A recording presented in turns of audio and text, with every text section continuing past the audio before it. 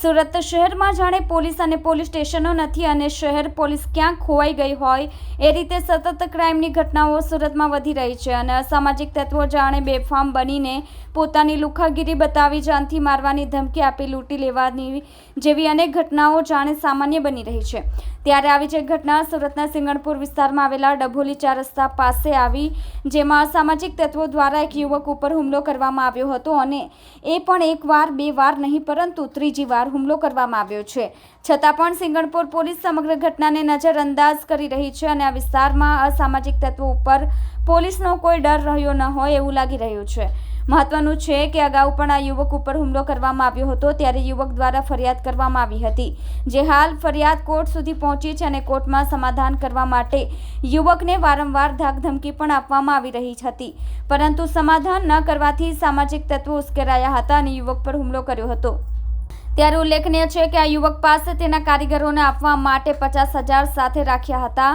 જો કે આ પૈસાની પણ લૂંટ આ સામાજિક તત્વો દ્વારા ચલાવવામાં આવી હોય તેવું પ્રાથમિક નજરે પડે છે। ત્યારે સમગ્ર ઘટના પછી ફરિયાદીની પોલીસ પાસે સુરક્ષા અને ન્યાયની માંગણી કરી રહી છે, છતાં પણ પોલીસ તરફથી કોઈ યોગ્ય કાર્યવાહી કરવામાં આવતી નથી જેવા આક્ષેપો કરવામાં આવ્યા છે।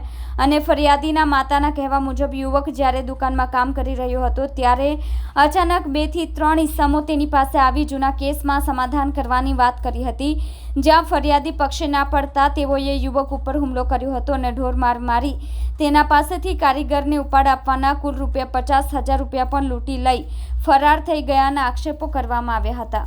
બેન, આપનું નામ? મારું નામ નીતાબેન સોમાભાઈ છે। મારા છોકરાનું નામ સાહિલભાઈ છે, બરોબર। 23 વર્ષનું છે।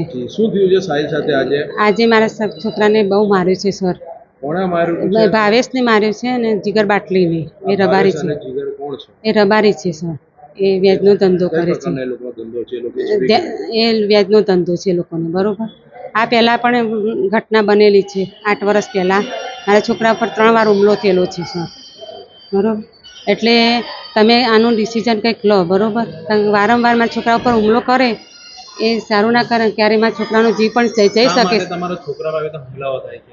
એ પહેલાં એ કપડાની દુકાનમાં કામ કરતો હતો, બરોબર। એટલે કપડાં લેવા આવ્યા છે, એમાં કંઈક બોલાબોલ થઈ છે, એમાં એ વખતે એમને માર્યો હતો, બરોબર।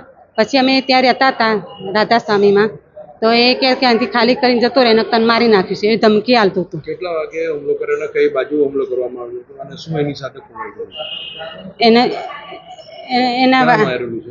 એને માથામાં વાર્યું છે અને હાથે ફ્રેક્ચર પગે વાગ્યું છે, પગે પણ માર્યું છે સર, બરોબર।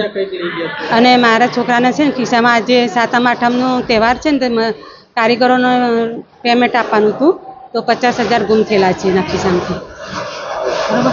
એટલે તમે, મારે રિક્વેસ્ટ એટલી જ છે પોલીસને કે તમે આ કંઈક ડિસિઝન લો ને, કે વારંવાર મારા છોકરાનો હુમલો કરે છે, ક્યાંક મારા છોકરાને કંઈક થઈ ગયું તો કોણ જવાબદાર સર?